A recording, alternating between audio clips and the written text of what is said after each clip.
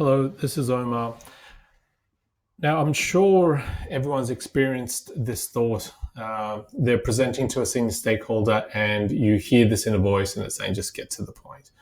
So, today's little presentation will talk about how to structure your communication so that you can minimize that voice and get people on board.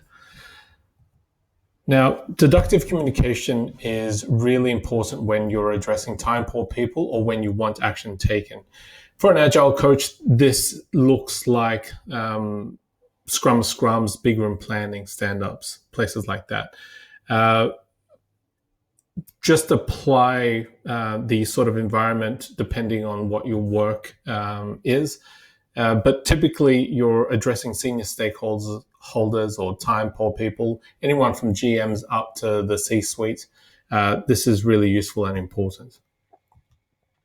So what style do you prefer to listen to? So in the workplace, at work, do you prefer when someone gives the gold away first, or do you prefer when someone is talking, trying to structure their thoughts, and then finally they give you a recommendation last? And a self-reflection, do you use mostly deductive communication or inductive?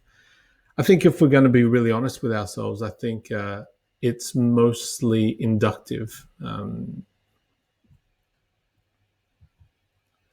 So deductive communication, you're giving the gold away first, which means that you've spent some time, you've thought about it, and you're now giving a recommendation. You use this when you have trust already been established with your audience, and that audience is time poor.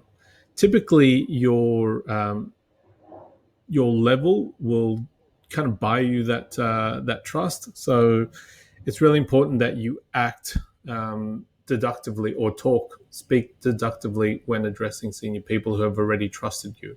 You use it when you want action to be taken or you're speaking under time pressure. And again, this thought of making recommendations, that's really important.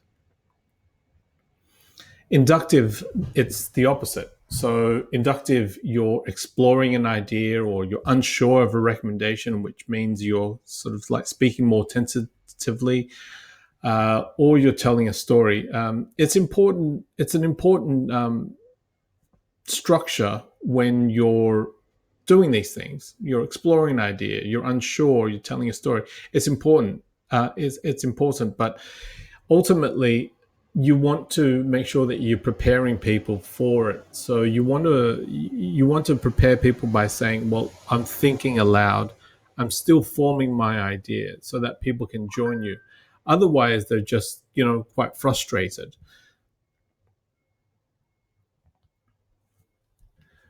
Now, deductive communication looks like this, and it takes time to get there, but essentially it is a key takeaway with supporting arguments and their supporting data.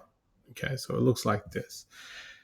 Now, in practice, everything that matters goes first up front, right? You say that up front or you write that up front, and then you stop and assess. You read the other person, and the other person may be just satisfied with that key takeaway, and generally that is the case. However, they may ask questions, and then you can go into your supporting arguments. Inductive communication is data points, justification, situation, context, rolling up to a main argument or a set of main arguments, and then finally you're ending with a key takeaway. However, when you're dealing with a senior stakeholder who is quite time poor, this is how it feels. And at some point, they're thinking, can you just get to the point? So just to wrap this up, deductive communications should be used when you're addressing time poor people or when you want action taken. So next time you find yourself in that situation, think about that. Think about just giving the gold away first. You'll be really respected and really appreciated for it.